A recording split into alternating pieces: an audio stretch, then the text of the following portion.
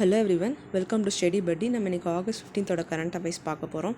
So இன்றைக்கி என்னெல்லாம் பார்க்க போகிறோம் அப்படின்னா, changing context of the caste, local governments in a state of disrepair, in a system of asymmetric federalism, India must remain in a mosaic, the fastest growing large economy in the world, breakthrough nation, exemption free tax regime, financial ministry plans review, India of Sita, Draupadi and Kannagi, special economic zones, commerce ministry, private sector in defense, flag code, miscellaneous news and PYQs தான் பார்க்க போகிறோம். So எல்லாருக்குமே happy independence day. So let us use the power of freedom for the holistic upliftment of our nation. இது நேற்று கொடுத்துருந்த PYQஸ்க்கான answers. நம்ம ஸ்டடிபடியில் டிஎன்பிஎஸ்சிக்கான group 1 live classes and UPSC current affairs test series போயிட்டுருக்கு. இதை பற்றின டீட்டெயில்ஸ் டெலிகிராம் டிஸ்கிரிப்ஷன் லிங்க்கில் இருக்குது, அதில் பார்த்துக்கலாம். ஸோ ஃபஸ்ட்டு என்ன பார்க்க போகிறோம் அப்படின்னா, changing context of the caste. So சில வருஷங்களுக்கு முன்னாடி காஸ்ட்டுங்கிறது எப்படி இருந்துச்சு, இப்போ எப்படி இருக்குது அப்படிங்கிறது பார்ப்போம். ஸோ இயர்லியராக ரிசர்வேஷன் அப்படிங்கிறது எப்போ வந்துச்சு அப்படின்னா, it is a pre independence idea emerging from the Poona pact of 1932 and codified in the government of India act 1935. So Poona pact 1932 தான் இந்த ரிசர்வேஷன் அப்படிங்கிறத ஒன்று கொண்டு வரலான்னு முடிவு பண்ணாங்க. பிகாஸ் கேஸ்ட் டிஸ்கிரிமினேஷன் எதிர்த்து ஒரு ஆன்டிடோட்டாக செயல்படணும் இந்த ரிசர்வேஷன், எல்லா கம்யூனிட்டி பீப்புளும் ஈக்குவலாக ரெப்ரசன்ட் பண்ணப்படணும் அப்படிங்கிறத கொண்டு வந்தாங்க. ஸோ இதை லீகலாக எப்போ கொண்டு வந்தாங்க அப்படின்னா, கவர்மெண்ட் ஆஃப் இந்தியா ஆக்ட் 1935 தான் இதை கோடிஃபை பண்ணியிருந்தாங்க. ஸோ அவங்களோட இன்டென்ஷன் என்னவாக இருந்ததுன்னா, கேஸ்ட் டிஸ்கிரிமினேஷனை குறைக்கணும் இந்த ரிசர்வேஷன் சிஸ்டம் அப்படிங்கிறதா தான் இருந்துச்சு. பட் இன்றைக்கி கேஸ்ட் எப்படி இருக்குது அப்படின்னு பார்த்தோம்னா, it is a system that regulates the distribution of material opportunity or life chances and hence it is a source of enduring inequalities. So இன்றைக்கி கேஸ்ட் எந்த மாதிரி இருக்குன்னா, அது ஒரு என்ன சொல்கிறது, மெட்டீரியல் ஆப்பர்ச்சுனிட்டியை வழங்குற மாதிரி தான் இருக்குது கேஸ்ட்டு. ஸோ இதை சொல்கிறது கஷ்டமாக தான் இருக்குது. பட் இருந்தாலுமே என்ன சொல்கிறது, நெப்போட்டிசம் அப்படிங்கிறது இருந்துட்டு தான் இருக்குது. அவங்களுக்கு தெரிஞ்ச கேஸ்ட்டுக்காரங்க தெரிஞ்சவங்க அப்படிங்கிறதுக்காக இன்னமும் நிறையா சான்சஸ் கொடுத்து தான் இருக்காங்க. மெரிட் பேஸ்டாக இல்லாமல் எல்லா இடத்துலையும் இல்லை, பட் ஒரு சில இடங்கள்ல இந்த மாதிரி விஷயம் நடந்துட்டு தான் இருக்குது. அண்ட் தென் செகண்ட் என்ன அப்படின்னா, primary modes of political mobilisation. So caste பாலிட்டிக்ஸுங்கிறது இன்னமும் ஒரு சில இடத்துல நடந்துட்டு தான் இருக்குது. அண்ட் தென் அந்த பாலிட்டிக்கில் கேஸ்ட்டு ரொம்பவே ஒரு இம்பார்ட்டண்டான பார்ட்டாகவே மாறிடுச்சு.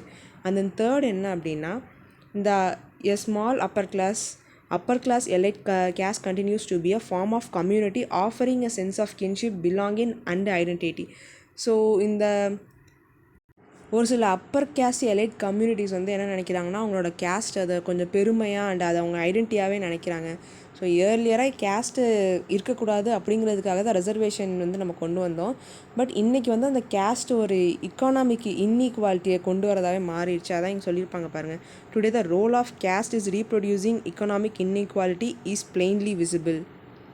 ஸோ இதான் சேஞ்சிங் கண்டெக்ஸ்ட் ஆஃப் கேஸ்ட் அப்படின்னு சொல்லியிருப்பாங்க. Next the local governments in a state of disrepair. நம்ம லோக்கல் கவர்மெண்ட்ஸில் என்னன்னு பார்த்தோம் அப்படின்னா, ஒரு 3 ட்ராபேக் சொல்கிறாங்க, என்ன இல்லை அப்படின்னு சொல்லிட்டு. Number 1, organisational capacity. அதாவது ஒரு லோக்கல் கவர்மெண்ட்டில் ஒரு பஞ்சாயத்து ஆஃபீஸே இருக்குன்னு வச்சுக்கோங்களேன், அங்கே தேவையான அளவு ஆட்கள் இல்லை. ஸோ ஆட்கள் இல்லைன்னா அல்டிமேட்டாக என்ன ஆகும், அந்த ஏரியாவில் நடக்கிற பிரச்சனையெல்லாம் மேனேஜ் பண்ணுறதுக்கு ஒருத்தராலே எல்லா ப்ரெஷரையும் ஏற்றுக்க முடியாது இல்லையா. ஸோ ஆர்கனைசேஷ்னல் கெப்பாசிட்டி இல்லை அப்படின்னு சொல்கிறாங்க. Second local governments are starved of money. So money போதிய அளவு இல்லை, ஃபண்டு இல்லை. இப்போது பஞ்சாயத்து லோக்கல் கவர்மெண்ட்டு ஸ்கீம்ஸ்க்காக என்ன பண்ணுவாங்க, சென்ட்ரல்லேருந்து ஃபண்டு ஒதுக்குவாங்க இல்லையா. அந்த ஃபண்டு என்ன ஆயிடுச்சு அப்படின்னா, not more than 5% of the divisible pool of union tax comes with the conditionalities that bind them to specific uses. So அந்த லோக்கல் கவர்மெண்ட்டுக்கு வர ஃபண்டு 5%க்கு மேலே இருக்கிறது இல்லையா சென்ட்ரல்லேருந்து. அது மட்டும் இல்லாமல் அப்படியே அவங்க கொடுக்குற பணமும் என்னென்னா, நீங்கள் இந்த ஸ்கீமுக்கு தான் யூஸ் பண்ணணும், வித் இந்த பர்டிகுலர் கண்டிஷன்ஸோடு தான் யூஸ் பண்ணணும் அப்படின்னு சொல்கிறனால அந்த ஃபண்டை ஃபார் எக்ஸாம்பிள் ஒரு இங்கே சென்ட்ரல் கவர்மெண்ட் என்ன பண்ணுறாங்க, ஃபண்டு ஒரு வெறும் 1000 ரூபா கொடுக்குறாங்கன்னு வச்சுக்கோங்களேன். இது எக்ஸாம்பிளுக்காக சொல்கிறேன், கம்மியான அமௌண்ட் வச்சு 1000 ரூபா இங்கே லோக்கல் கவர்மெண்ட் கொடுக்குறாங்க. இப்போது இந்த 1000 ரூபாயில் என்னென்னா, ஒவ்வொருத்தருக்கும் 100 ரூபா தரணும் அப்படின்னு சொல்லிடுறாங்க. அதில் என்னென்ன கண்டிஷன் அப்படின்னா, ஒரு விமன் விடோவாக இருக்கணும், அண்ட் தென் அவங்களுக்கு குழந்தைங்க இருக்கக்கூடாது, இப்படின்னு ஒரு 2 கண்டிஷன் வைக்கிறாங்க. சில்ட்ரன் இருக்கக்கூடாது, அவங்களுக்கு தான் இந்த 100 ரூபாய் கொண்டு போய் சேர்க்கணும் அப்படின்னு நினைக்கிறாங்க. பட் இந்த கிராமத்தை பொறுத்தவரையிலும் என்ன அப்படின்னா, விடோ இருக்காங்க, பட் அவங்களுக்கு சில்ட்ரனும் இருக்காங்க, அந்த மாதிரி ஒரு கண்டிஷனில் தான் இருக்கிறப்போ இவங்களால அந்த 100 ரூபாயை தர முடியாது அந்த போய் சேர வேண்டிய ரெசிபியண்ட்டுக்கு. ஸோ அந்த specific users and then conditions இருக்கனால கொடுக்குற அந்த மணியும் வந்து மக்கள்கிட்ட போய் சேர்றதுக்கு கஷ்டமாக இருக்குது அப்படின்னு சொல்லியிருக்காங்க. நம்ம வேணால் நினைக்கலாம் ஜஸ்ட் கண்டிஷன் தானே அவங்களுக்கு வந்து கொடுத்துர்லாம்ல, பட் எல்லா கண்டிஷனையுமே சாட்டிஸ்ஃபை பண்ணால் மட்டும்தான் அந்த அமௌண்ட்டை போய் மக்களுக்கு சேர்க்க முடியும். ஸோ இது வந்து செகண்ட். அண்ட் தென் தேர்ட் என்ன சொல்கிறாங்க அப்படின்னா டெக்னாலஜி. ஃபஸ்ட்டு என்ன பார்த்தோம், ஆர்கனைசேஷனல் கெப்பாசிட்டிலன்னு பார்த்தோம். செகண்ட் வந்து ஃபண்டு கம்மியாக அலோகேட் பண்ணுறாங்க. அது மட்டும் இல்லாமல் ஸ்பெசிஃபிக் கண்டிஷன்ஸ் கொடுக்குறனால இப்போ கரெக்டாக அந்த ரெசிபியன்ஸ்க்கு போய் சேர்றது கஷ்டமாக இருக்குது. அண்ட் தென் தேர்டு வந்து என்னென்னா டெக்னாலஜியும் கம்மியாக இருக்குது. ஸோ எல்லா பஞ்சாயத்து ஆஃபீஸ்லையுமே பார்த்தீங்கன்னா வந்து இந்த கம்ப்யூட்டர் சிஸ்டம்லேருந்து எல்லா டெக்னாலஜிஸும் இருக்குமா அப்படின்னு பார்த்தா கிடையாது இல்லையா. ஸோ டெக்னாலஜியும் கம்மியாக இருக்குது. இந்த 3 ஏரியாவில் கான்சன்ட்ரேட் பண்ணாலே நம்ம லோக்கல் கவர்மெண்ட்ஸை இன்னும் கொஞ்சம் பெட்டராக ஒர்க் பண்ண வைக்கலாம் அப்படின்னு சொல்கிறாங்க. பிகாஸ் டெக்னாலஜி இருந்துன்னு வச்சுக்கோங்களேன், நம்மளால் சென்ட்ரலைஸ்டாக எல்லா விஷயத்தையும் ஈஸியாக பண்ண முடியும். ஒவ்வொருத்தராக வீடாக போய் கேட்குறதுக்கும் இதாங்க மெசேஜ், இதை வந்து அனுப்புங்க, அப்படி இல்லைனா ஃபோன் பண்ணும்போது இந்த பட்டனை அழுத்துங்க அப்படின்னு சொன்னால் எவ்வளோ ஈஸியாக முடிஞ்சு போயிடுது இல்லையா. ஸோ டெக்னாலஜிங்கிறது வந்து நம்ம லோக்கல் கவர்மெண்ட் இந்த ரிமோட் ஏரியாஸில் போய் சேர்கிற அளவுக்கு நம்ம அதை இம்ப்ரூவ் பண்ணணும். அப்போ தான் வந்து ஓவராலாக ரிமோட் ஏரியாஸும் டெவலப் ஆகும், சிட்டிஸ் மட்டும் டெவலப் ஆகாமல் அப்படிங்கிற மாதிரி சொல்லியிருப்பாங்க. ஸோ இது நம்ம இந்த 3 பாயிண்ட் தான் இந்த ஆர்டிக்கலில் முக்கியமாக ஞாபகம் வச்சுக்கணும். And then third, asymmetrical federalism will continue to have its relevance. Various groups needed to be accommodated and provided with a share in government. First ஃபெடரலிசம்னா என்ன, ஒரு பவரை சென்டருக்கும் ஸ்டேட்டுக்கும் தனித்தனியாக பிரித்து தரது தான் வந்து ஃபெடரலிசம் அப்படின்னு சொல்லுவாங்க. ஸோ இப்போ ஏசிமெட்ரிக் ஃபெடரலிசம் அப்படின்னா என்னென்னா சென்டரில் வந்து கொஞ்சம் பவர் அதிகமாகவும் ஸ்டேட்டில் கம்மியாகவும் இருக்க மாதிரி. ஸோ ஃபார் எக்ஸாம்பிள் 50-50 இல்லாமல் ஒரு 65-35 அந்த மாதிரி இருக்க மாதிரி, அதுதான் வந்து ஏசிமெட்ரிக்கல் ஃபெடரலிசம்னு சொல்லுவாங்க. அதுதான் வந்து இப்போதைக்கு இந்தியாவில் இருக்குது. ஸோ இந்த ஏசிமெட்ரிக் ஃபெடரலிசம் வந்து இந்தியாவில் மட்டும் இல்லை, வெவ்வேறு கண்ட்ரீஸ்லையும் இன்னும் இதை ஃபாலோ பண்ணுறாங்க. பெல்ஜியம், ஜெர்மனி, கனடா, ஸ்பெயின், இந்த கண்ட்ரீஸ்லையும் ஏசிமெட்ரிக் ஃபெடரலிசம் தான் இருக்குது. ஸோ நம்ம கண்ட்ரியில் ஏன் ஏசிமெட்ரிக் ஃபெடரலிசம் அப்படின்னு பார்த்தோன்னா நம்மளோட multi cultural society and pluralism. So இதுதான் வந்து ஏசிமெட்ரிக் ஃபெடரலிசம்க்கான காரணம். பிகாஸ் இப்போது தமிழ்நாட்டுக்கு வந்து இந்த நிதி ஒதுக்குறப்போ எவ்வளோ கொடுப்பாங்களோ அந்த நிதியை யூபிக்கும் தரமாட்டாங்க. பிகாஸ் இந்த 2 ஸ்டேட்டோட ஏரியா வேறு, அண்ட் தென் பாப்புலேஷன், கல்ச்சர் எல்லாமே கம்ப்ளீட்லி வேறு வேறு. ஸோ எல்லா ஸ்டேட்டுக்கும் என்னன்னா அட்டானமஸாக நிறைய பவரை தர முடியாது. ஸோ சென்டருக்கு கண்ட்ரோல் கொஞ்சம் இருக்கணும் இல்லையா. அதனால தான் இந்த ஏசிமெட்ரிக் ஃபெடரலிசம் நம்ம ஃபாலோ பண்ணுறோம். முக்கியமான ரீசன் என்னென்னா நம்மளோட எக்ஸிஸ்டிங் ப்ளூரி கல்ச்சுரல் சொசைட்டி, அதனால தான் வந்து நம்ம ஏசிமெட்ரிக் ஃபெடரலிசம் ஃபாலோ பண்ணுறோம். ஸோ இதில் இன்னொன்று என்ன சொல்லியிருப்பாங்க அப்படின்னா, while constructing an asymmetrical framework, our founding fathers chose the salad bowl approach instead of the melting pot approach. So salad bowl approach அப்படின்னா என்னென்னா, இப்போ ஒரு சாலட் இருக்குன்னு வச்சுக்கோங்களேன், அதில் வந்து ஆப்பிள், வாழைப்பழம், ஆரஞ்சு எல்லாமே கலந்து இருக்கும் இல்லையா. ஒவ்வொரு பழத்தோட டேஸ்ட்டுமே வந்து டிஃப்ரெண்ட்டாக இருக்கும், பட் அந்த ஒரே சாலடில் தான் நம்ம சாப்பிட்றோம். ஸோ அதே மாதிரி தான் வந்து நம்ம ஏசிமெட்ரிக் ஃபெடரலிசமும். நம்ம இந்தியாவில் வந்து வெவ்வேறு ஸ்டேட்ஸ் இருக்குது, ஒவ்வொரு ஸ்டேட்டோட யூனிக்னஸும் டிஃப்ரெண்ட்டானது. பட் நம்ம என்ன பண்ணுறோம், இந்த ஏசிமெட்ரிக் ஃபெடரலிசம் அண்ட் தென் சென்டருக்கு கீழே எல்லாத்தையும் நம்ம கொண்டு வரோம் இல்லையா. ஸோ அதான் வந்து சாலட் பவுல் அப்ரோச் அப்படின்னு சொல்கிறாங்க. ஸோ நம்ம இந்த ஏசிமெட்ரிக் ஃபெடரலிசம் வந்து எல்லா இடத்துலையுமே பார்க்கலாம். பொலிட்டிக்கல், கான்ஸ்டியூஷனல், இந்த மாதிரி வெவ்வேறு இடத்துல பார்க்கலாம். For example de facto and de jure asymmetry. De facto power யார், நம்ம பிரைம் மினிஸ்டர் இல்லையா. டிஜூர் யார், நம்ம பிரசிடெண்ட். ஸோ நம்ம பிரைம் மினிஸ்டருக்கு பிரசிடெண்ட்டை விட பவர் அதிகமாகவே இருக்குது. பட் எல்லா செயல்களும் பிரசிடெண்ட்டின் பேரில் நடந்தாலுமே பவர் யாருக்கு அதிகம்னு பார்த்தா டெமோக்ராட்டிக் ஹெட்டான பிரைம் மினிஸ்டருக்கு தான் அதிகம். ஸோ இதிலே வந்து நமக்கு என்ன தெரியுது, ஏசிமெட்ரிக் அந்த பவர் செப்பரேஷன் தெரியுது இல்லையா. ஸோ இது ஒரு பாயிண்ட். அண்ட் தென் செகண்டில் என்னன்னு பார்த்தோம் அப்படின்னா, இப்போ நம்ம ஒவ்வொரு ஸ்டேட் நம்ம எவ்வளோ பாப்புலேஷன் இருக்கோ அதை பேஸ் பண்ணி தான் வந்து பார்லிமெண்ட்டில் சீட் கொடுப்பாங்க. அண்ட் தென் கான்ஸ்டியூன்சிஸும் பிரிப்பாங்க. பட் யூஎஸை பார்த்தீங்கன்னா 50 கான்ஸ்டியூன்சிஸ் இருக்கும். ஒவ்வொரு கான்ஸ்டியூன்சி எந்த ஒரு சைஸில் இருந்தாலுமே அதுலேருந்து 2 பேர் தான் ரெப்ரசன்ட் பண்ண முடியும். பட் நம்ம இந்தியாவில் எப்படி, இப்போ வந்து மகாராஷ்டிரா வந்து பெரிய ஸ்டேட்டு, அண்ட் தென் திரிபுரா எடுத்துக்கிட்டோம் அப்படின்னா, இந்த மகாராஷ்டிராவில் இருக்க கான்ஸ்டியூன்சி ரெப்ரசன்டேட்டிவ்ஸும் திரிபுராவில் இருக்கிற ரெப்ரசன்டேட்டிவ்ஸும் கம்பேர் பண்ணும்போது எங்கே அதிகமாக இருப்பாங்க, மகாராஷ்டிராவில் இருக்கவங்க தான் அதிகமாக இருப்பாங்க. பிகாஸ் ஸ்டேட் பெருசுங்கிறனால அங்கேருந்து நம்ம நிறைய ரெப்ரசன்டேட்டிவ்ஸ் வந்து கொண்டு வரோம். பட் யூஎஸை பார்த்தோம் அப்படின்னா அந்த மாதிரி கிடையாது. ஸ்டேட் எவ்வளோ பெருசாக இருந்தாலும் சரி, சின்னதாக இருந்தாலும் சரி, ஒரு ஸ்டேட்லேருந்து 2 பேரை மட்டும்தான் எடுப்பாங்க. ஸோ இதுவும் வந்து one of the asymmetric federalism அப்படின்னு சொல்கிறாங்க. தேர்ட் வந்து என்ன அப்படின்னா, இந்த கான்ஸ்டியூஷன் ஏசிமெட்ரி இருந்துச்சு இல்லையா. முன்னாடி நம்ம ஜம்மு காஷ்மீரில் ஆர்டிகல் 370 இருந்தது, பட் இப்போ வந்து ரிவோக் பண்ணிட்டாங்க. ஸோ அதை வந்து கான்ஸ்டியூஷன் ஏசிமெட்ரியாக சொல்கிறாங்க. ஏன்னா வந்து அப்போதைக்கு ஜேஎன்கேல வேறு ஒரு ரூல்ஸ் தான் இருந்தது. மற்ற நம்ம எல்லா ஸ்டேட்ஸ்க்கும் போகிற ரூல்ஸ் வந்து ஜம்மு காஷ்மீருக்கு அப்ளை ஆகாத மாதிரி இருந்துச்சு. பட் அதை ரிவோக் பண்ணதுக்கப்புறம் நிறையா ரூல்ஸ் எல்லாமே எல்லாம் காமனாக கொண்டு வந்துட்டாங்க இல்லையா.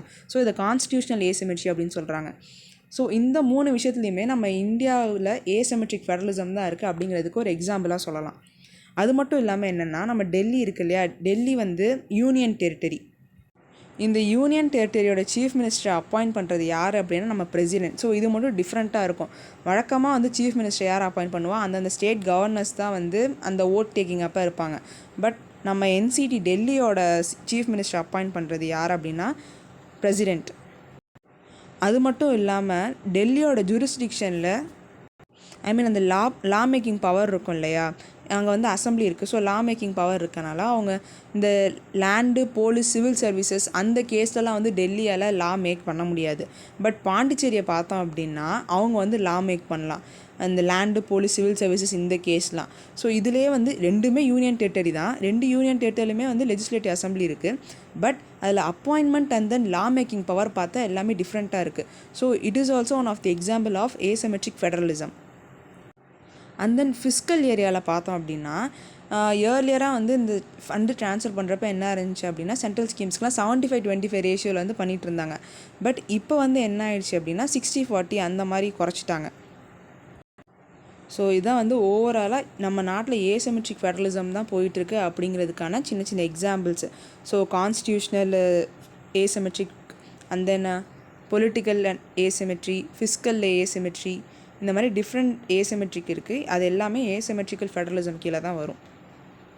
ஸோ இங்கே கன்க்ளூஷன் என்ன கொடுத்துருப்பாங்க அப்படின்னா, asymmetrical constitutional setup is indisputably necessary for the multicultural and multinational countries such as India to protect the rights of the community and minorities. So இதை நம்ம வந்து இந்த கன்க்ளூஷனில் எழுதுகிற மாதிரி கூட வச்சுக்கலாம். நம்மளை மாதிரி ஒரு மல்டி கல்ச்சுரல் சொசைட்டிக்கு வந்து ஏசிமெட்ரிக்கல் கான்ஸ்டியூஷனல் செட்டப் தான் வந்து சரிப்பட்டு வரும் அப்படிங்கிற மாதிரி.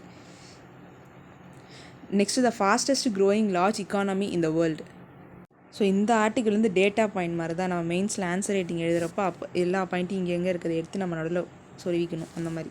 ஸோ ஃபஸ்ட்டு வந்து என்ன சொல்லியிருக்காங்க அப்படின்னா, India represents 1/6 of the world and is today the third largest economy in terms of purchasing power parity. So India வந்து என்ன பார்த்திங்கன்னா வேர்ல்டில் 1/6 வந்து ரெப்ரசென்ட் பண்ணுது. அது மட்டும் இல்லாமல் பர்ச்சேசிங் பவர் பேரிட்டியை கம்பேர் பண்ணும்போது தேர்ட் லார்ஜஸ்ட் எக்கானமியாக இருக்குது.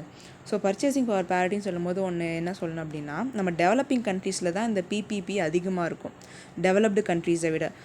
இப்போ யூஎஸ் எடுத்துக்கோங்க, அந்த நம்ம இந்தியாவை எடுத்துக்கோங்களேன். யூஎஸில் ஒரு $2 அப்படின்னா ஒரு 75 150 ரூபா வச்சுப்போம். So 150 rupees.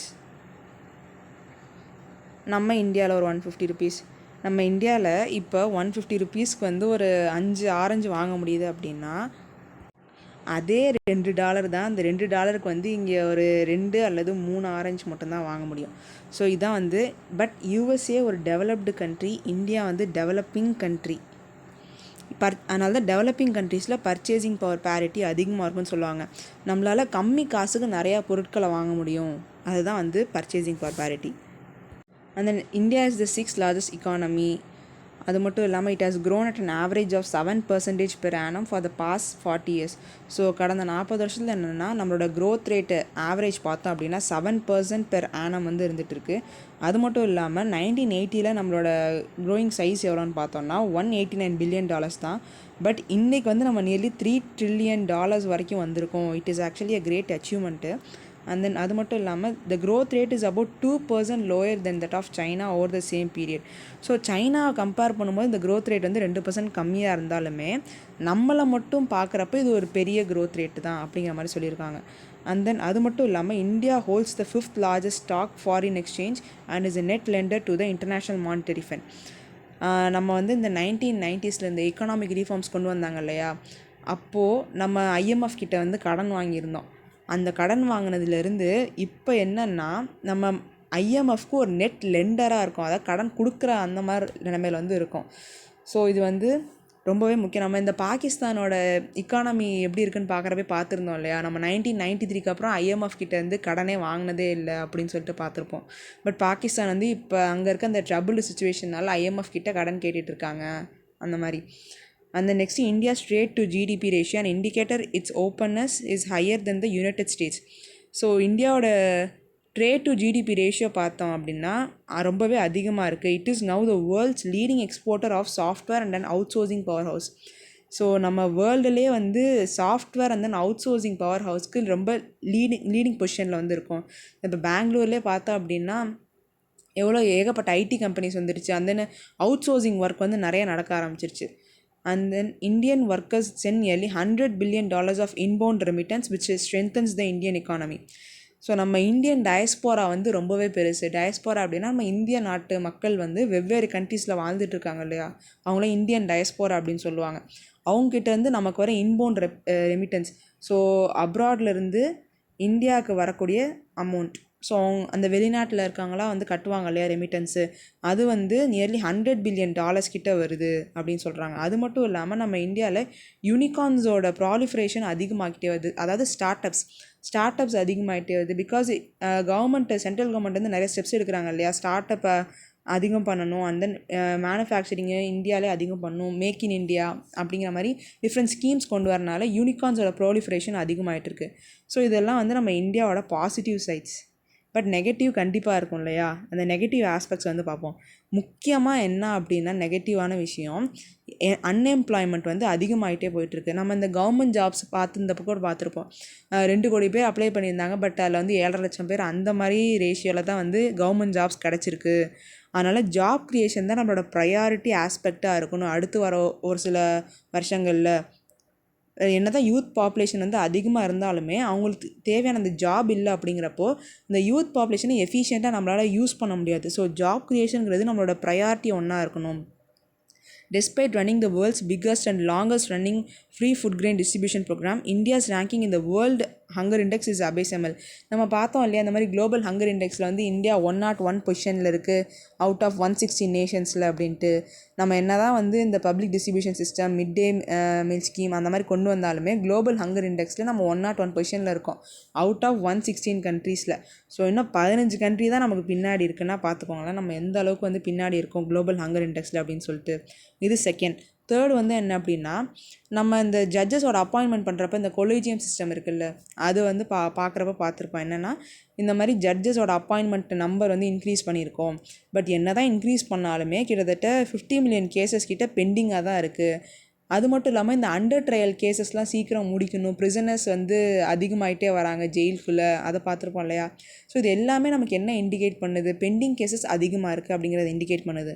ஸோ நம்மளோட பாசிட்டிவ்ஸை வந்து ஒரு பக்கம் இருந்தாலுமே நம்மளோட நெகட்டிவ்ஸில் தான் வந்து நம்மளோட ஃபோக்கஸ் அதிகமாக இருக்கணும் அப்படிங்கிற மாதிரி சொல்லியிருப்பாங்க இந்த ஆர்டிக்கலில். Next breakthrough nation. So இந்த ஆர்டிக்கல் என்ன பார்க்க போகிறோம் அப்படின்னா, இவ்வளோ நேரம் வந்து நம்ம அட் ப்ரெசென்ட் எப்படி இருக்கோம், என்னென்ன ட்ராபேக்ஸ் இருக்குது அப்படின்னு பார்த்தோம்.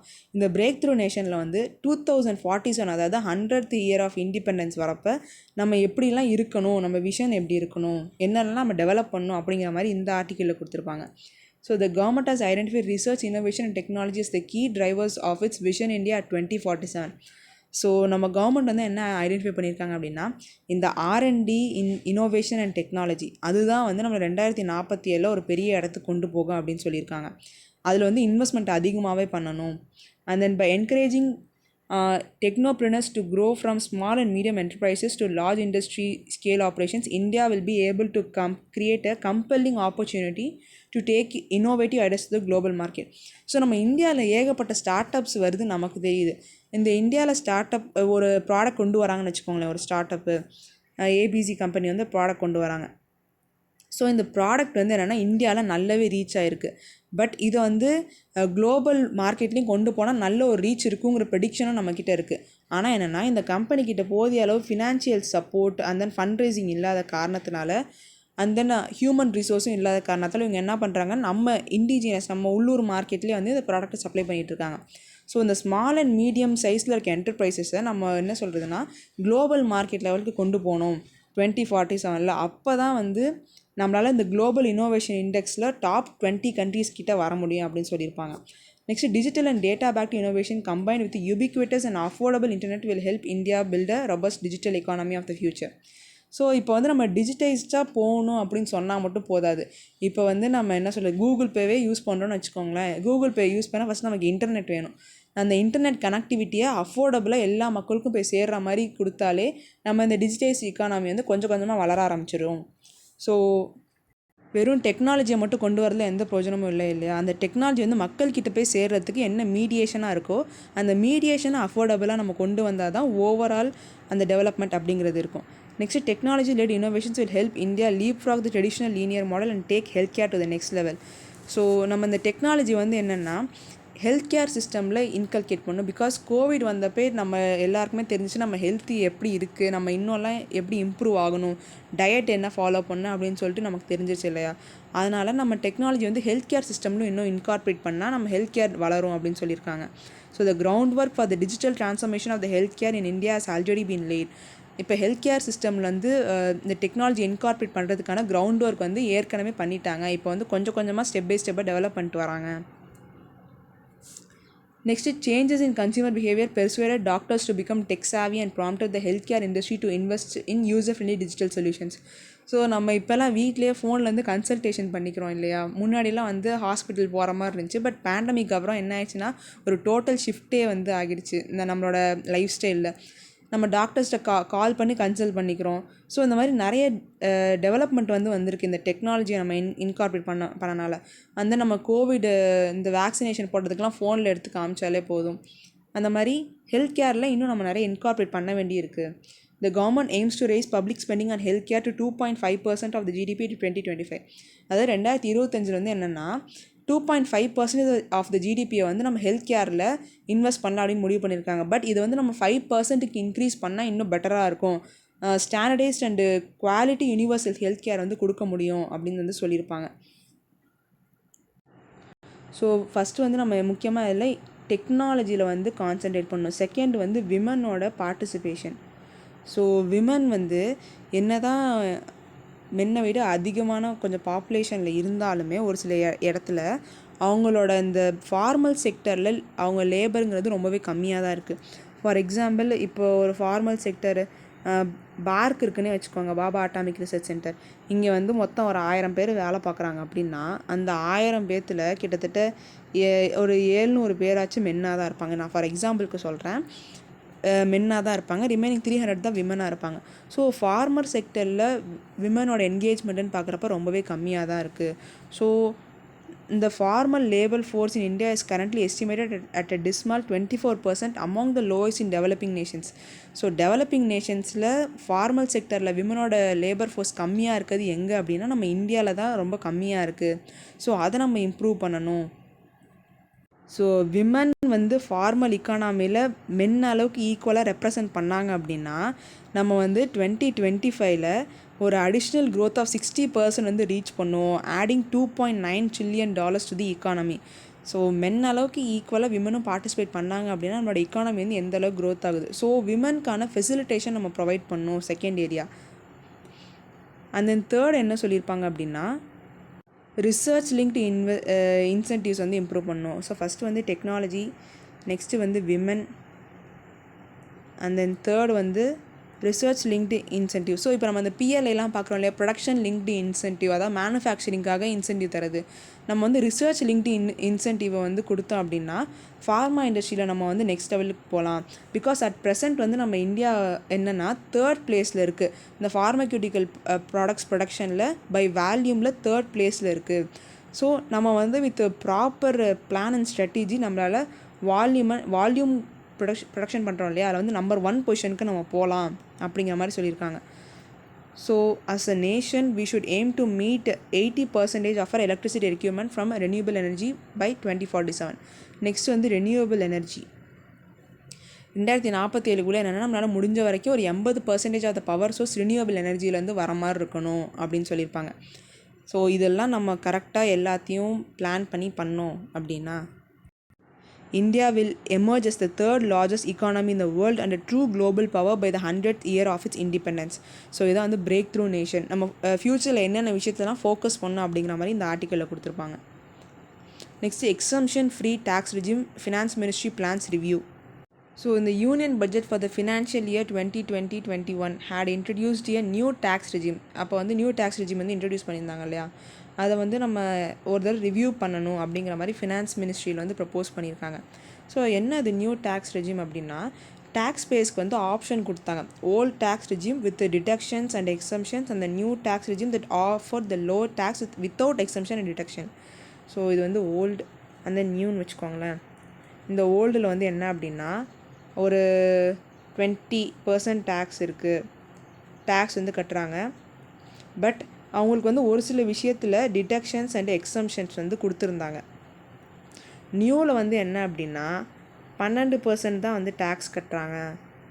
ஆனால் இந்த டிடக்ஷன்ஸ் அண்டு எக்ஸம்ஷன்ஸ் அது வந்து கிடையாது. ஸோ இங்கே வந்து இது இருக்கும், எக்ஸம்ஷன்ஸ் வந்து இருக்கும், இங்கே வந்து கிடையாது.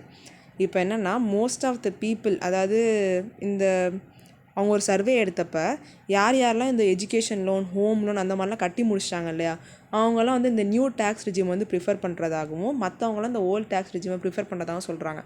பட் இந்த நியூ டேக்ஸ் ரெஜிமில் என்ன ஒரு பாசிட்டிவ்னஸ் என்ன அப்படின்னா, இது வந்து ரொம்ப attractive because low tax percentage அப்படிங்கிறனால. பட் டிடக்ஷன்ஸ் எக்ஸம்ஷன்லாம் அந்த மாதிரி எதுவுமே தரமாட்டாங்க மற்ற விஷயத்தில். பட் லோ டேக்ஸ் இருக்கிறதுனால நிறையா மக்கள் வந்து இதை ஆப் பண்ணுறாங்க அப்படிங்கிற மாதிரி சொல்லிகிட்டு இருக்காங்க. ஸோ எந்தெந்த கம்பெனிஸ்லாம் வந்து இந்த நியூ டேக்ஸ் ரெஜிம் ஆட் பண்ணுறாங்களோ அவங்க வந்து எக்ஸம்ஷன்ஸ், இன்சென்டிவ்ஸ் அதெல்லாம் வந்து கேட்கக்கூடாது, ஏன்னா டேக்ஸ் கம்மியாக தானே கட்டுறீங்க அந்த மாதிரி வந்து சொல்லியிருப்பாங்க.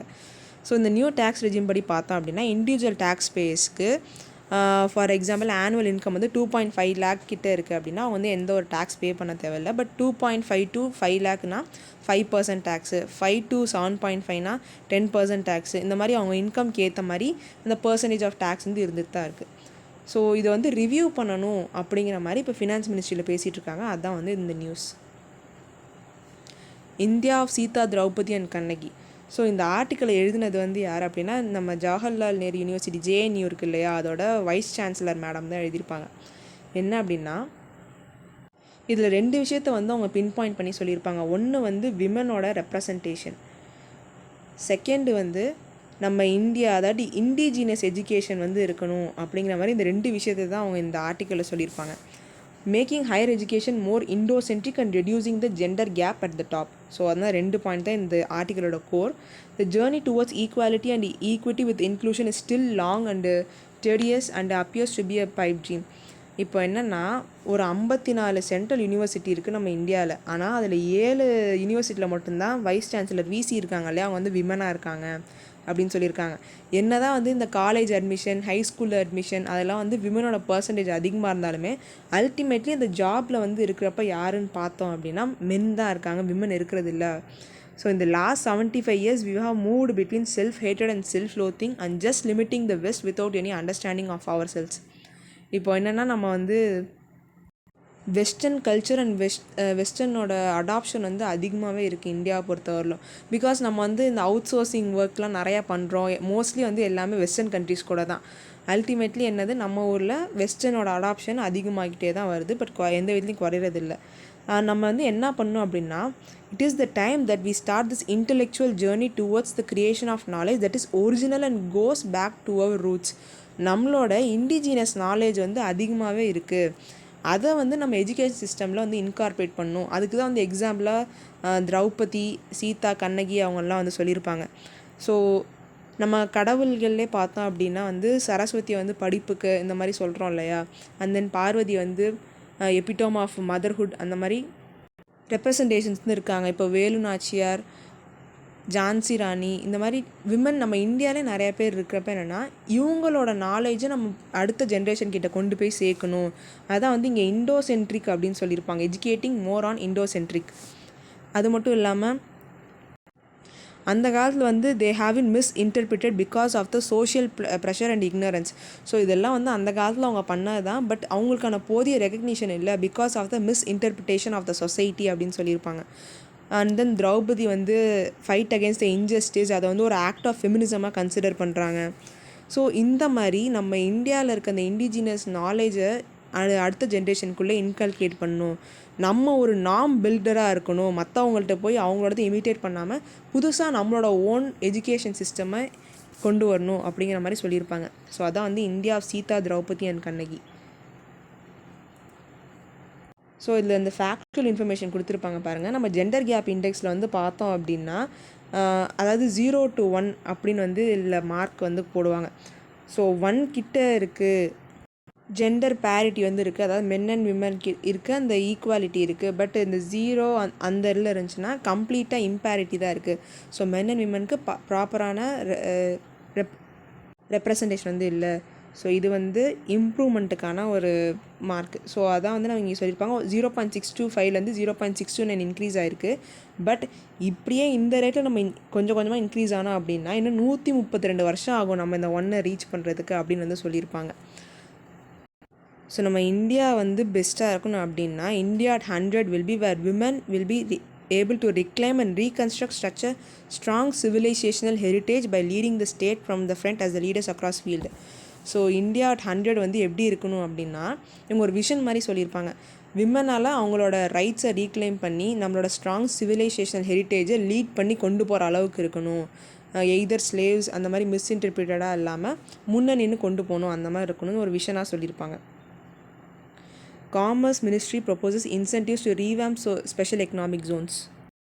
So special economic zone act எப்போ கொண்டு வந்தாங்க அப்படின்னா 2006 தான் கொண்டு வந்தாங்க. எதுக்காக அப்படின்னா with an aim to create export hubs and boost manufacturing இந்த கண்ட்ரி. ஸோ நம்ம இந்தியாவில் வந்து என்னென்னா மேனுஃபேக்சரிங் வந்து இன்க்ரீஸ் பண்ணுறதுக்காகவும் எக்ஸ்போர்ட்டை இன்க்ரீஸ் பண்ணுறதுக்காகவும் தான் இந்த ஸ்பெஷல் எக்கனாமிக் ஜோன்ஸ் வந்து கொண்டு வந்தாங்க. So these zones are treated as foreign entities in terms of provisions related to the customs. So இந்த ஏரியாஸ் வந்து ஒரு ஃபாரின் என்டிட்டிஸாக தான் வந்து ட்ரீட் பண்ணுறாங்க when it comes to customs அப்படின்னு சொல்லியிருக்காங்க. இப்போது காமர்ஸ் மினிஸ்ட்ரி வந்து என்ன சொல்கிறாங்க அப்படின்னா இந்த மாதிரி ஸ்பெஷல் எக்கனாமிக் ஜோனுக்கு ஒரு சில டைரக்ட் அண்ட் இன்டைரக்ட் இன்சென்டிவ்ஸ் வந்து கொடுக்கணும் இந்த ஏரியாவெல்லாம் மறுபடியும் இன்னும் இம்ப்ரூவ் பண்ணுறதுக்காக அப்படின்னு வந்து சொல்லியிருப்பாங்க. ஸோ என்ன மாதிரியான இன்சென்டிவ்ஸ் அப்படின்னா deferral of import duties and exemption from the export taxes to revamp SEZ through a new legislation. அதாவது deferral of import duties and exemption from export taxes அப்படின்னா இம்போர்ட் டியூட்டிஸை வந்து ரெடியூஸ் பண்ணிவிட்டு எக்ஸ்போர்ட் டியூட்டிஸையும் வந்து இல்லாமல் ஆக்குற மாதிரி. ஸோ இப்போ ஒரு மேனுஃபேக்சரிங் ஹப் இருக்குதுன்னு வச்சுக்கோங்களேன், நம்மளால் வந்து எல்லா பொருளுமே இந்தியாவிலே கிடைக்கும் அப்படின்னு சொல்ல முடியாது. நம்ம இந்த சோலார் எனர்ஜி பார்க்கும்போது கூட பார்த்துருப்போம், இந்த சிலிக்கான் வேஃபர்ஸ்லாம் வந்து சைனா கிட்ட இருந்தால் நம்ம இம்போர்ட் பண்ணிகிட்ருக்கோம். கிட்டத்தட்ட 100% கிட்ட அவங்கள்ட்ட இருந்தால் இம்போர்ட் பண்ணுறோம். நம்ம இந்தியா வந்து ஒரு அசம்பிளி ஹப்பாக மட்டும்தான் இருக்குது அப்படின்னு பார்த்துருப்போம். ஸோ இந்த மாதிரி ஒரு சில பொருட்களை தயாரிக்கிறதுக்கு நம்ம ரா மெட்டீரியலை இம்போர்ட் பண்ண வேண்டியிருக்கு. ஸோ இம்போர்ட் டியூட்டிஸை வந்து குறைச்சிட்டோம் அப்படின்னா மேனுஃபேக்சரிங் இன்க்ரீஸ் ஆகுமா? ஸோ அந்த ஒரு விஷயம் பண்ணும். அந்த செகண்ட் வந்து எக்ஸம்ஷன் ஃப்ரம் எக்ஸ்போர்ட் டாக்ஸஸ். இப்போ வந்து நம்ம ஊரில் தேவையான அளவு மேனுஃபேக்சர் பண்ணுறதுக்கு பணம் இருக்குது ஒரு பிஸ்னஸ் மேன் கிட்ட. பட் எக்ஸ்போர்ட்டுக்கு வந்து டேக்ஸ் ஆகுது, நம்ம உள்ளூரில் விற்றா அந்தளவுக்கு டேக்ஸ் இல்லை அப்படிங்கிற காரணத்தினால எக்ஸஸாக இருக்கிறது நம்ம ஊர்லேயே வந்து முடிஞ்ச வரைக்கும் விற்க ட்ரை பண்ணுறாரு. பட் அது எக்ஸ்போர்ட் மார்க்கெட்டுக்கு போனால் இந்தியாவுக்கு நிறையாவே வருமானம் வரும். அதனால் எக்ஸ்போர்ட் டேக்ஸை வந்து எக்ஸம்ஷனாக கொடுக்க போகிறாங்க. இந்த 2 விஷயம் பண்ணுறது மூலயமா நம்ம இந்தியாவை எக்ஸ்போர்ட் ஹப்பாக ஆக்க முடியும், அண்ட் தென் மேனுஃபேக்சரிங்கை இம்ப்ரூவ் பண்ண முடியும் அப்படின்னு சொல்லிட்டு இப்போ காமர்ஸ் மினிஸ்ட்ரி வந்து பேசிட்டு வராங்க. ஸ்பெஷல் எக்கனாமிக் ஜோனில் இந்த மாதிரி நம்ம டைரக்ட் அண்ட் இன்டைரக்ட் இன்சென்டிவ்ஸ் வந்து தரலாம் அப்படிங்கிற மாதிரி சொல்லிட்டு இருக்காங்க. ப்ரைவேட் செக்டர் இன் டிஃபென்ஸ். ஸோ நம்ம இந்தியாவில் வந்து என்னென்னா இந்த ப்ரைவேட் செக்டர் இப்போ டிஃபென்ஸ் எக்யூப்மெண்ட்ஸ் மேனுஃபேக்சர் பண்ணுறதுல இன்வால்வ் ஆகிட்டு வராங்க அப்படின்னு சொல்லியிருப்பாங்க. ஸோ இப்போ the structure of Indian Aerospace and Defense Organizations was derived from the 3-tier structure in the place of erstwhile Soviet Union. So அந்த 3-tier structure ஆன அந்த இந்தியன் ஏரோஸ்பேஸ் அண்ட் டிஃபென்ஸ் ஆர்கனைசேஷனில் என்னென்ன இருக்குது அப்படின்னா ஃபஸ்ட்டு ஒன் வந்து R&D. So இந்த research and டெவலப்மெண்ட்டில் involve ஆகிற various institutions, universities and then இது ரெஸ்பான்சிபிள் பிளாட்ஃபார்ம்ஸ் அவங்களாம் வந்து ஃபஸ்ட் டயரில் வருவாங்க. செகண்ட் வந்து யார் அப்படின்னா இதை வெர்டிக்கலாக இன்டெகிரேட் பண்ணுற organisations that is responsible for manufacturing.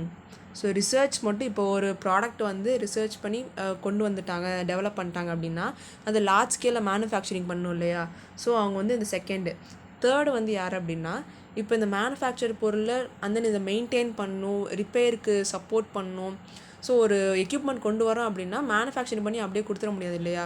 கொடுத்து ஒரு 5 வருஷம் ஓட்டினாலும் நடுவில் அந்த மெயின்டெனன்ஸு வேலை இருக்கும், அந்த அது மட்டும் இல்லாமல் அந்த ரிப்பேர் ஒர்க்ஸ் எல்லாம் இருக்கும். ஸோ அந்த மாதிரி maintenance, repair and overhaul MRO இதை வந்து 3ஆவது டயர். இதை வந்து 3 tiers ஆஃப் A&D ஆர்கனைசேஷன் அப்படின்னு வந்து சொல்கிறாங்க. ஸோ A&Dனா வந்து ஏரோஸ்பேஸ் அண்ட் டிஃபென்ஸ் ஆர்கனைசேஷன். நம்ம இந்தியாவில் இந்த A&D இண்டஸ்ட்ரியோட எஸ்டிமேட்டட் ஒர்த்து எவ்வளோ அப்படின்னு பார்த்தோம்னா கிட்டத்தட்ட 85,000 crores அட் ப்ரெசென்ட். இதில் ப்ரைவேட் செக்டரோட கான்ட்ரிபியூஷன் வந்து 20% இன்க்ரீஸ் ஆகியிருக்கதா சொல்கிறாங்க. ஸோ அரௌண்ட் 18,000 crore வந்து ப்ரைவேட் செக்டர்லேருந்து இன்க்ரீஸ் ஆகியிருக்கு. மே 2001 பார்த்தோம் அப்படின்னா இந்த செக்டரை வந்து 100% இந்தியன் ப்ரைவேட் செக்டர் பார்ட்டிசிபேஷனுக்காக ஓப்பன் பண்ணியிருந்தாங்க. அப்போது வந்து 333 கம்பெனிஸ் தான் வந்து இஷ்யூ பண்ணியிருந்தாங்க அவுட் ஆஃப் 539 கம்பெனியோட இண்டஸ்ட்ரியல் லைசன்ஸில். ஸோ அந்த 330லையுமே என்னென்னா 110 companies are reported the commencement of production. So ப்ரொடக்ஷனை கொண்டு வந்து 110 கம்பெனிஸ். அதில் மோஸ்ட் ஆஃப் த கம்பெனிஸ் வந்து யார் அப்படின்னா எம்எஸ்எம்இஸ் தான் வந்து இந்த இண்டஸ்ட்ரியோட இன்டெக்ரல் பார்ட்டாக இருக்காங்க. பெரிய லார்ஜ் இண்டஸ்ட்ரீஸோட எம்எஸ்எம்இஸ் தான் பெரிய பங்கு வகிக்கிறாங்க இந்த எக்யூப்மெண்ட் ப்ரொடக்ஷனை பொறுத்தவரை அப்படின்னு சொல்லியிருக்காங்க. ஸோ இந்த ப்ரைவேட் பிளேயர்ஸோட சக்ஸஸ்ஃபுல் ப்ராஜெக்ட் என்னென்ன அப்படின்னு பார்த்தோன்னா Pinaka launcher, manufacturing of K9 Vajra, M777 ULH, இந்த மாதிரி different types of defence equipments வந்து இந்த ப்ரைவேட் பிளேயர்ஸ் தான் வந்து ஆக்சுவலாக உருவாக்கியிருக்காங்க. ஸோ நம்ம கவர்மெண்ட்டில் வந்து என்னென்னா நிறைய இனிஷியேட்டிவ்ஸ் எடுத்திருக்காங்க. இந்த மாதிரி ப்ரைவேட் செக்டரை உள்ளே கொண்டு வந்து டிஃபென்ஸ் எக்யூப்மெண்ட்ஸோட ப்ரொடக்ஷனை இந்தியாவுக்குள்ளேயே அதிகமாக்கணும், வெளியே இருந்து வாங்காமல் அப்படிங்கிறதுக்காக. என்னென்ன மாதிரியான இனிஷியேட்டிவ்ஸ் அப்படின்னா டிஃபென்ஸ் கார்டர் எஸ்டாப்ளிஷ் பண்ணுறது, இண்டிஜினைசேஷன் லிஸ்ட்டை வந்து இன்ட்ரடியூஸ் பண்ணுறது, அந்த அது மட்டும் இல்லாமல் ஸ்ட்ராட்டஜிக் பார்ட்னர்ஷிப் மாடலையும் கொண்டு வந்துடுறது, Srijan portal, allocation of budget to IDEX etcetera, இந்த மாதிரி டிஃப்ரெண்ட் இனிஷியேட்டிவ்ஸை கொண்டு வந்திருக்காங்க. பட் ஏன் ஆனால் வந்து இன்னும் நிறையா பேர் இதுக்குள்ளே வந்து பார்ட்டிசிபேட் பண்ணுறது இல்லை அப்படின்னா அதுக்கான ரீசன்ஸ் வந்து கொடுத்துருப்பாங்க பாருங்கள். Still lack the incentive to enter and invest in defence sector. So initial incentive வந்து கொஞ்சம் கம்மியாக தான் இருக்குது. ஸோ ஒரு கம்பெனிகிட்ட வந்து ஒரு 1000 கோடி இருக்குது அப்படின்னு சும்மா வச்சுக்கோம். அந்த கம்பெனி வந்து வந்தோடனே டெவலப் பண்ணுறதுக்கு வேணால் இன்சென்டிவ்ஸ் கவர்மெண்ட்லேருந்து வருது. பட் இனிஷியலாக ஒரு கம்பெனிக்கு வந்து கேபிட்டல் சப்போர்ட் வந்து அந்த அளவுக்கு இல்லை. ஸோ அதோ ஒரு ரீசன் சொல்கிறாங்க. செகண்ட் வந்து என்ன அப்படின்னா considering the longest gestation period. So நம்ம ஒரு எக்யூப்மெண்ட் எடுத்துக்கிட்டோன்னு வச்சுக்கோங்களேன், அது வந்து ஒரு ஹண்ட்ரட்ஸ் ஆஃப் நம்பர்ஸில் நம்ம தயாரிக்கிற மாதிரி இருக்கும். அதுக்கு வந்து லாங் பீரியட் ஆகிறனால அவங்களுக்கு ரிட்டர்ன்ஸும் வந்து லேட்டாக தான் கிடைக்கும். ஸோ அந்த லாங் ஜெஸ்டேஷன் பீரியட் அதனாலே வந்து தயங்குறாங்க. அது மட்டும் இல்லாமல் இதோட நான் transparent demand chain. So defence equipments வந்து இதுதான் தேவை அப்படின்னு சொல்லிட்டு எல்லாருக்குமே தெரிஞ்சிருக்காது இல்லையா. அது வந்து குறிப்பிட்ட ஒரு சீக்ரெட் வேல்யூ செயின் மாதிரி அவங்களுக்கு மட்டும் தான் தெரிஞ்சிருக்கும். அந்த நான் டிரான்ஸ்பரன்சினால் இன்வால்வ் ஆகிறது இல்லை. நெக்ஸ்ட் வந்து high technology and capital infusion.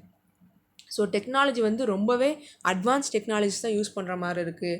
And then capital இன்ஃபியூஷனும் அதிகமாக தான் இருக்குது. பட் அதோட அவுட்கம் எவ்வளோன்னு பார்த்தோன்னா ரொம்ப லோ வால்யூம் தான். ஸோ இப்போ 3 டன்னு நம்ம ரா மெட்டீரியல் எடுக்கிறோம், ஒரு 40 நம்பரான பொருள் தான் வந்து வருது அப்படின்னு பார்க்குறோம் இல்லையா. அதுதான் வந்து இங்கே சொல்லியிருப்பாங்க. கேபிட்டல் இன்ஃபியூஷன் அதிகம், பட் லோ வால்யூமில் அவுட்புட் வருது.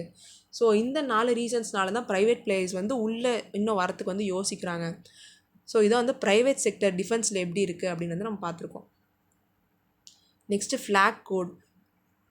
ஸோ நம்ம ஃப்ளாகை வந்து இந்தந்த இடங்களில் மட்டும்தான் யூஸ் பண்ணணும்னு சொல்லிட்டு ஒரு சில வரைமுறைகள்லாம் இருக்கும் இல்லையா. அது என்னன்னு தான் அந்த ஃப்ளாக் கோடில் சொல்லியிருப்பாங்க. ஸோ இந்த ஃப்ளாகோட ரேஷியோ வந்து சைஸ் என்ன வேணாலும் டிஃப்ரெண்ட்டாக இருக்கலாம். பட் அந்த ரேஷியோ வந்து 3:2 தான் இருக்கணும். பிகாஸ் அது ரெக்டாங்கிள் ஷேப்பில் இருக்கணும், ஸ்கொயராக வந்துடக்கூடாது அப்படிங்கிறனால. அண்ட் தென் இஃப் ஒரு flag is placed in the open or on the house of member of the public, it may be flown day and night. So ஒரு பப்ளிக்கில் வந்து ஃப்ளாக் வச்சுருக்காங்க அப்படின்னா டே அண்ட் நைட் வந்து அதை பறக்கலாம். அண்ட் தென் இந்த ஃப்ளாகை கார்மெண்ட்டாலாம் use பண்ண முடியுமா அப்படின்னு கேட்டால் வந்து கிடையாது. It is forbidden to use the national flag as a portion of the costume or uniform. அது மட்டும் இல்லாமல் இந்த டிஃப்ரெண்ட் டைப்ஸ் ஆஃப் கிளாத்ஸ் இருக்குது இல்லையா. ஃபார் எக்ஸாம்பிள் குஷன்ஸ், இந்த கர்ச்சீஃப்ஸ், அதெல்லாம் வந்து ஃப்ளாகெல்லாம் பிரிண்ட் பண்ணக்கூடாது. அண்ட் தென் ஃப்ளாக் வந்து எந்தெந்த வெஹிக்கல்ஸில் மட்டும்தான் இருக்கணும் அப்படின்னா president, vice president, prime minister, governor and then other dignitaries அவங்களோட காரில் மட்டும்தான் நேஷ்னல் ஃப்ளாக்ஸ் இருக்கணும். மற்ற எந்த கார்ஸ்லையும் இருக்கக்கூடாது. அண்ட் தென் ஒரு ஃப்ளாக் வந்து டேமேஜ் ஆகிடுச்சு அப்படின்னா வந்து அதை நம்ம ஏற்றக்கூடாது. அதை ப்ரைவேட்டாக வந்து ஏதாவது மெட்டலில் வந்து அது எரிச்சிடணும். பிகாஸ் ஒரு கிழிஞ்சி போன ஃப்ளாகு இல்லை டேமேஜ் ஆன ஃப்ளாக் வந்து நம்ம யூஸ் பண்ணக்கூடாது. அண்ட் தென் அது மட்டும் இல்லாமல் ஃப்ளாக் கிரவுண்டு டச் பண்ணக்கூடாது. அண்ட் தண்ணியிலையும் வந்து மிதக்கிறது அந்த மாதிரிலாம் இருக்கக்கூடாது. ஸோ எப்போதும் வந்து ஏரில் வந்து பறந்துட்டு இருக்க மாதிரி தான் இருக்கணும். ஸோ இதை வந்து நம்ம ஃபாலோ பண்ணல அப்படின்னா prevention of insults to the national honour act 1971 கீழே இதுக்கு வந்து பனிஷ்மெண்ட் கொடுத்துருவாங்க. ஃப்ளாக் வந்து ப்ராப்பராக மரியாதை தரல அப்படின்னா என்னென்னா imprisonment of 3 years or with a fine, அப்படி இல்லைன்னா 2மே சேர்த்து.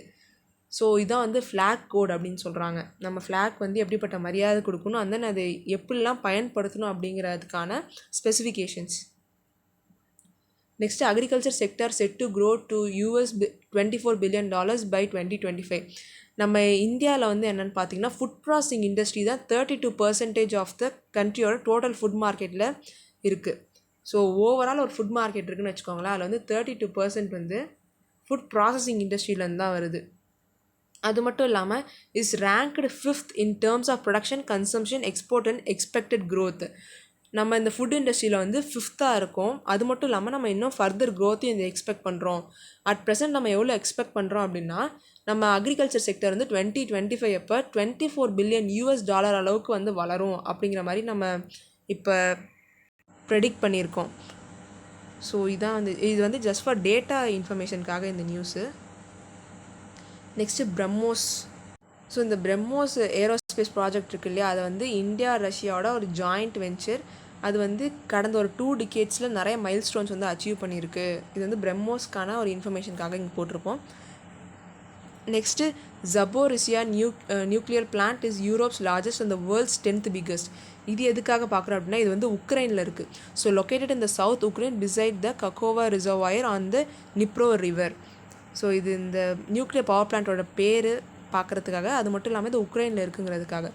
இதோட கெப்பாசிட்டி எவ்வளோன்னு பார்த்தோன்னா வந்து 5700 மெகாவாட். ஸோ இதில் வந்து த்ரீ ஆஃப் இட் 6 ரியாக்டர் வந்து என்னென்னா ஈச் ஆஃப் 950 மெகாவாட் கெப்பாசிட்டி வந்து ப்ரொடியூஸ் பண்ணும் and it is currently active. So இது நம்ம இந்த நியூக்ளியர் பவர் பிளான்ட்டோட பேர் எந்த ஏரியாவில் இருக்காதான் வந்து ஞாபகம் வச்சுக்கணும். ஸோ இது வந்து நம்ம இந்தியாவை பற்றினா ஒரு சில ஃபேக்சுவல் இன்ஃபர்மேஷன். நம்ம இந்தியாவில் வந்து 1.3 பில்லியன் பீப்புள் வந்து இருக்காங்க, making it the second most populous country after China. But 2023 நம்ம இந்தியா சைனா சர்பாஸ் பண்ணிடும் அப்படின்னு சொல்லிட்டு நம்ம சில நியூஸ்லேயும் பார்த்தோம் இல்லையா. அந்த அது மட்டும் இல்லாமல் என்னென்னா, முக்கியமாக இங்கே என்ன சொல்கிறாங்கன்னா, யங் பாப்புலேஷன். நம்ம இந்தியாவோட ஆவரேஜ் ஏஜ் எவ்வளோ அப்படின்னா 29. ஸோ இந்த யங் பாப்புலேஷன் வந்து நம்ம ப்ராப்பராக ஹியூமன் ரிசோர்ஸ்க்கு யூஸ் பண்ணும் அப்படிங்கிற மாதிரி சொல்லியிருப்பாங்க. நெக்ஸ்ட் வந்து என்னென்னா, இந்தியாவோட ஃப்யூச்சர் பிளான் இங்கே மென்ஷன் பண்ணியிருப்பாங்க. So India plans to spend $1.4 trillion on the infrastructure through national infrastructure pipeline இந்த நெக்ஸ்ட் 5 years. ஸோ இந்த நேஷ்னல் இன்ஃப்ராஸ்ட்ரக்சர் பைப்லைன் அந்த ஸ்கீமில் வந்து என்னென்னா, இன்ஃப்ராஸ்ட்ரக்சர் டெவலப் பண்ணணும் அப்படிங்கிறதுக்காக இந்தியா $1.4 trillion வந்து இன்வெஸ்ட் பண்ண போகிறதா வந்து சொல்லிட்டு இருக்காங்க. ஸோ இந்த financial year 21 infrastructure activities accounted for 13% of the total FDI inflows of $81.72 billion. So infrastructure ஆக்டிவிட்டீஸ்க்கு மட்டுமே பார்த்தோம் அப்படின்னா 13% ஆஃப் த ஷேர் வந்து ஃபாரின் டைரக்ட் இன்வெஸ்ட்மெண்ட் இன்ஃப்ளோவில் வந்து இருந்திருக்கு. அந்த அது மட்டும் இல்லாமல் India will need to construct 43,000 houses every day until 2022. So housing for ஆல்னு சொல்லிட்டு ஒரு விஷயம் கொண்டு வந்தாங்க இல்லையா. அதில் வந்து என்னென்னா, ஒரு நாளைக்கு நம்ம 43,000 வீடு கட்டினா தான் 2022க்குள்ளே எல்லாருக்கும் வீடு அப்படிங்கிற மாதிரினா ஒரு கண்டிஷன் வந்து வரும். அது மட்டும் இல்லாமல் சயின்ஸ் அண்ட் டெக்னாலஜியில் பார்த்தோம் அப்படின்னா, India ranks 3rd among the most attractive investment destination for the technology transaction in the world. So நம்ம இந்த ஒரு நியூஸில் கூட பார்த்துருப்போம், நம்ம இந்தியாவில் வந்து இன்டர்நெட் யூசர்ஸ் ரொம்பவே அதிகமாக இருக்காங்க. அதனால் எந்த ஒரு குளோபல் மார்க்கெட்டில் கொண்டு வர ஆப்னாலுமே இனிஷியலாக இந்தியாவில் வச்சு தான் ட்ரையல் பார்க்குற மாதிரி இருக்குது, because of the number of internet usages. அதனால் இங்கே என்ன சொல்லியிருக்காங்கன்னா, India ranks 3rd among the most attractive investment destination for technology transaction in the world. அந்த மிலிட்ரி ஸ்ட்ரென்த்தில் பார்த்தோம் அப்படின்னா நம்மளுக்கே தெரியும் நம்ம இந்தியாவோட டிஃபென்ஸ் ஃபோர்ஸ் வந்து எவ்வளோ பெரிய டிஃபென்ஸ் ஃபோர்ஸ் அப்படின்னு சொல்லிட்டு. So India ranks 4th among the total of 140 countries that were considered for the global fire power. So global fire பவருங்கிறது என்ன அப்படின்னா, ஆனுவல் டிஃபென்ஸ் ரிவ்யூ அதில் வந்து நம்ம இந்தியா ரேங்க் 4th. அதில் ஸ்கோர் எவ்வளோன்னு பார்த்தோம் அப்படின்னா, இந்த பவர் இண்டெக்ஸில் 0.097, ஆல்மோஸ்ட் வந்து கிட்டத்தட்ட பர்ஃபெக்ட் ஸ்கோர். அதனால் நம்ம இந்தியாவோட defence one of the powerful militaries இந்த வேர்ல்டாக வந்து கன்சிடர் பண்ணுறாங்க. ஸோ இந்த நியூஸில் வந்து என்ன சொல்லியிருப்பாங்க அப்படின்னா, நம்ம பெரிய பெரிய கோர்ட்ஸ்லாம் இருக்குல்ல, சுப்ரீம் கோர்ட், ஹை கோர்ட்ஸ், அந்த கோர்ட்லலாம் வந்து இருக்கிற விமன் ரெப்ரசன்டேஷனோட இந்த சின்ன சின்ன டிஸ்ட்ரிக்ட் கோர்ட், செஷன் கோர்ட், அந்த மாதிரி சின்ன சின்ன கோர்ட்ஸில் தான் விமன் ஜட்ஜஸ், அதாவது ஜுடிஷியல் ஆஃபீஸர்ஸோட ஸ்ட்ரென்த் வந்து அதிகமாக இருக்குது. ஸோ அதான் இங்கே சொல்லியிருப்பாங்க பாருங்கள். inducting new judges in the Rajya. Of about 190 of them, 129 were women. Again in Odisha, in a similar event, 65% of the new judges were women. The percentage of the women judicial officers is increasing. But if you think of the first 100 judges of the high courts, not more than 10 are women. So இந்த சின்ன சின்ன courts, அதாவது session courts வந்து district கோர்ட்ஸில் பார்த்தோம் அப்படின்னா women judicial ஆஃபீஸரோட number வந்து அதிகமாக இருக்குது. பட் இந்த higher representation courts, supreme court, high கோர்ட்டில் அங்கெல்லாம் பார்த்தோன்னா விமனோட ரெப்ரசன்டேஷன் இன்னும் கம்மியாக தான் இருக்குது அப்படிங்கிற மாதிரி இங்கே சொல்லியிருப்பாங்க. நெக்ஸ்ட்டு வந்து நம்ம இந்தியா வந்து இந்த 75 நிறைய அச்சீவ் பண்ணியிருக்கு அப்படின்னு சொல்லலாம் பார்ப்போம் இல்லையா. ஸோ அந்த சக்ஸஸ் எல்லாமே நம்ம கிராண்டடாக எடுத்துக்கூடாது, பிகாஸ் அதுவே நமக்கு வந்து நெகட்டிவாக மாறலாம் அப்படிங்கிற மாதிரி சொல்லியிருப்பாங்க.